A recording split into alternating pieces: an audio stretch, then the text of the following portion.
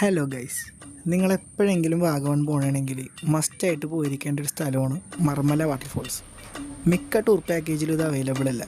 അതുകൊണ്ട് തന്നെ ഈ സ്പോട്ട് നിങ്ങൾ സെപ്പറേറ്റ് ആഡ് ചെയ്യണം. വെള്ളച്ചാട്ടം കണ്ടിറങ്ങുമ്പോഴാണ് എൻ്റെ ചേട്ടൻ പറഞ്ഞത്, വാ നിനക്കൊരു സ്പോട്ട് കാണിച്ചു തരാമെന്ന്. ഞങ്ങൾ രണ്ടാളും കൂടെ നേരെ അങ്ങോട്ട് പോയി.